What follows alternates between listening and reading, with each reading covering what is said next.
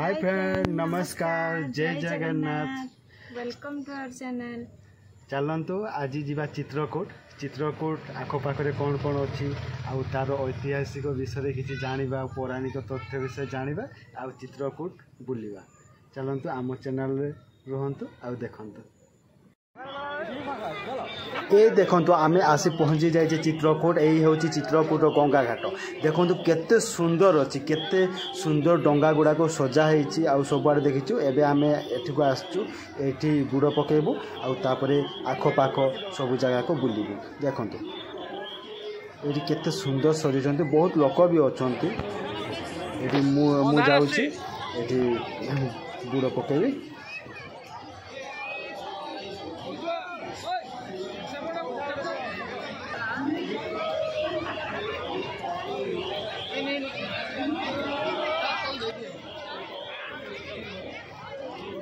गंगारे बुड़ पकेली, बहुत शांति लगुच बुड़ पकेला परे।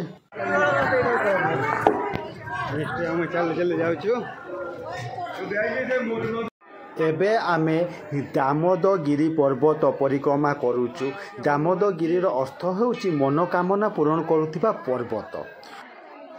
एठारे प्रभु श्रीराम वनवास समय 11 वर्ष 6 मास एठारे व्यतीत करथिले। एही पर्वत को श्रीराम को जीवंत रूप मना जाए। दामोदगिरी परिक्रमा करने को 5 किलोमीटर लागिबो। भक्त माने निजर मनोकामना पूरण करने पदयात्रा यहाँ परिक्रमा करती। परिक्रमा पथरे हनुमान, भरत, अत्रि, अनुसया, महर्षि वाल्मीकि और अन्यान्य देवादेवी मंदिर दर्शन हुए। चलतु देखिबा। यार चित्रकूट को तपोभूमि और श्रीराम नगरी भावे परिचित करा जाए।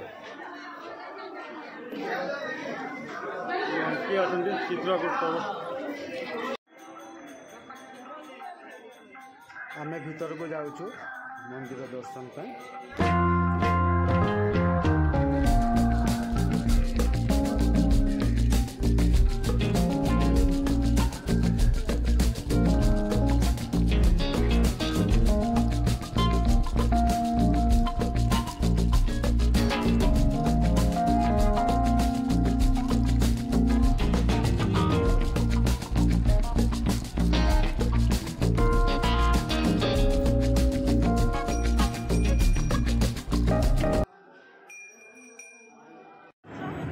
चलतु एबे जीवा रामसया मंदिर।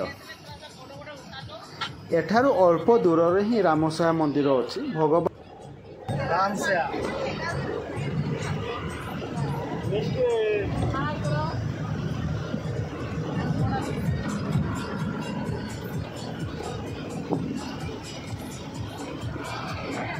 हमें आसिक पहुँची गलु रामसया ना मिस्टी। देखो तो ये केते भीड़ अच्छी। वनवास समय रे भगवान राम चित्रकूट रे आसिबा परे एठार सुंदर प्राकृतिक महल को देखि शांति अनुभव कले और एठारे रहिले। एक दिन यही स्थान रे से विश्राम नेले शोइले। सेठिरु यही स्थान रो नाम हैला रामसया, अर्थात जेउठारे राम शोइथिले। रामसया एबे ऊपर को हमें जीवु धीरे धीरे। आमे एबे धीरे धीरे ऊपर को जाऊँ। एठारे राम को पाद चिन्ह अच्छी एवं मैंने रोते से समय केते वर्ष है तार जो गारो पकई सीता माता से गुड़ाक अच्छी। एठारे समस्ते पत्थर उपरे पत्थर ता उपरे पत्थर रखी रखी सजाउछंती। राम से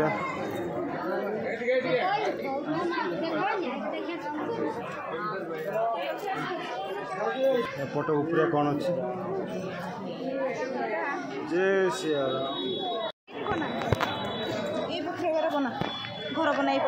पापा एटा बनै देछन तुम पे आ गुटे बना तुम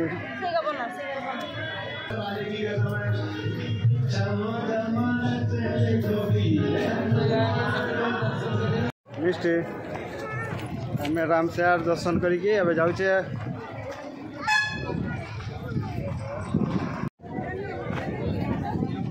भरत को पहुँच गलु। मिस्टी आस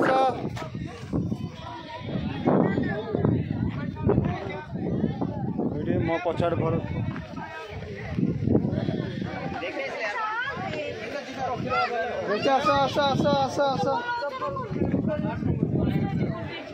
चप्पल खोली दिया जीवा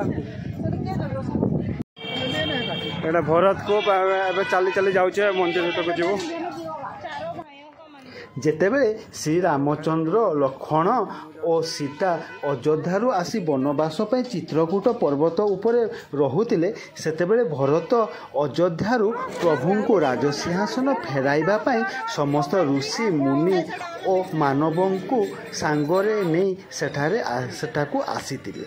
भरतों इच्छा थिला समस्त तीर्थरू जल आनी श्रीरामंकर पाद को धोइबे सही पाई से समस्त पवित्र नदी कूप और समुद्र जल संग्रह करुले किंतु जेतेबेले श्री रामचंद्र अयोध्या को फेरवा को मना कले तापर भरत से तीर्थ जल को एक कूप जोड़ा कूप से भितर पकाइदेले सेबेठारू एही कूपर नाम भरत कूप कहुए। यही कूपरे से सब पानी पकईचंती। यही हूँ चारि भाई मंदिर। जय श्री राम। हमें लीना मंदिर लीना बाबा सरकार टेम्पल पहुँची गलु। लीना बाबा भीड़ यहीटा हूँ लीना बाबा को मंदिर। लीना बाबा जे कि एक सिद्ध पुरुष थिले एवं तांको पाखरे अनेक चमत्कारी शक्ति थिला सेतिपय लोक माने तांको बहुत भक्ति करंती।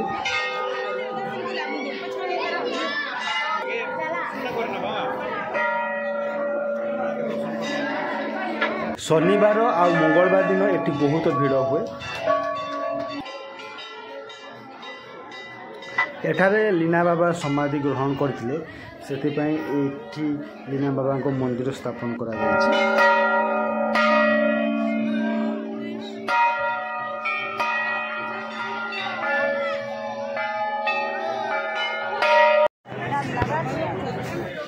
हम एठी पहुंचे भरत मंदिर जाऊँ।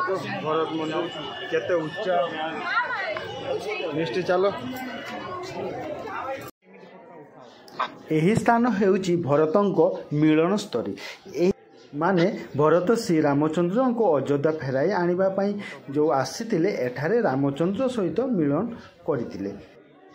परे यही स्थान रे भरत मंदिर स्थापन करा जायछि।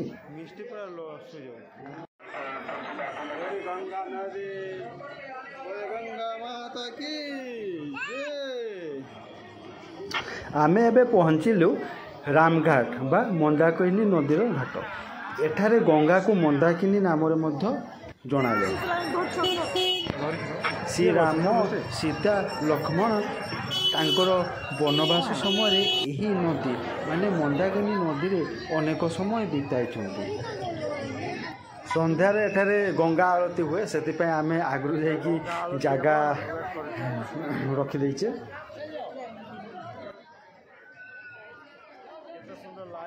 सबू डंगारे लाइट सब लगे स्टार्ट हो गला। देखु गंगा आरती पाई केते लोग आसिक बस जाइछन्ती। बहुत सुंदर देखा जाउची। आगो को आहुरी मध्य सुंदर देखा जिवो आरती आरंभ हेले। आरती एबे स्टार्ट हेनी स्टार्ट हेबो। देखु केते भीड़ पूरा सबआडे एठी डंगा माने आनिकी रखी दैछन्ती। डंगारे जे माने पैसेंजर अछन समान देखिबा आरती